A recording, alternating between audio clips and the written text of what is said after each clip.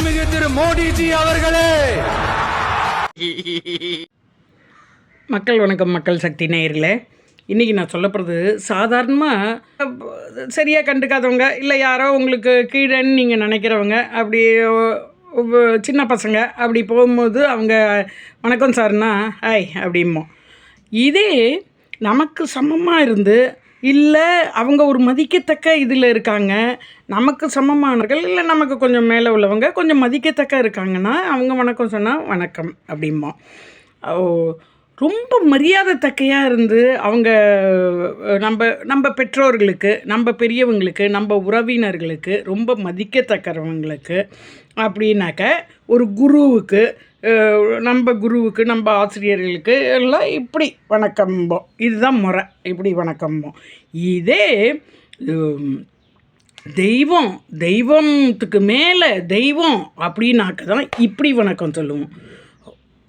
இறைவா, அதாவது பயம், நடுக்கம் இதெல்லாம் மறைக்கணும் அப்படின்னாலோ, இல்லை மனசு நெகிழ்ந்தாலோ இறைவா அப்படிமோ இப்படிமோ. ஓகேயா?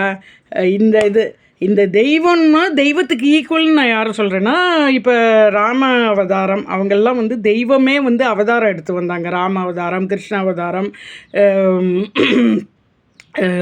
ஜீசஸ் அவதாரம் அப்படிங்கிற மாதிரி ராகவேந்திரர் அவதாரம், இவங்கெல்லாம் இப்படி குருவாக இருந்தாலும் நம்ம அப்படியே தெய்வத்துக்கு மேலேங்கிறதுனால இப்படின்னு அவங்கள மாதிரி ஆளுங்களை பார்த்தா சொல்லுவோம். இதோ இங்கே ஒருத்தர் பாருங்கள் அப்படி சொல்கிறாரு பாருங்கள், எனக்கு ஒன்றும் உங்கள் மேலெல்லாம் பயம் இல்லை, உங்கள் பேரை சொல்லலாம், பேரை சொல்ல பயம் இல்லை, ஆனால் பேரை சொல்லும்போது அந்த பயத்தில் இப்படி கை போகுது, அப்படியே கை நடுக்கத்தை பிடிச்சிக்கிறாரு அவர்.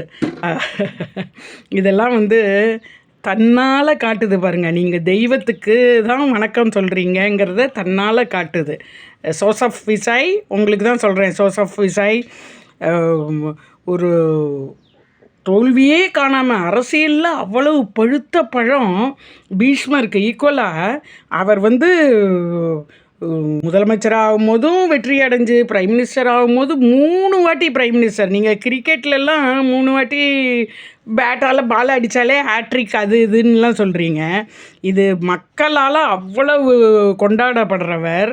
அவருக்கு நீங்கள் இப்படி தான் சொல்லணும். ஓகேயா? கரெக்டாக தான் சொல்லியிருக்கீங்க, மக்களுக்கு கரெக்டாக தான் வழி நடத்தியிருக்கீங்க. சோசப் விசாய் திரு மோடிஜி அவர்களே.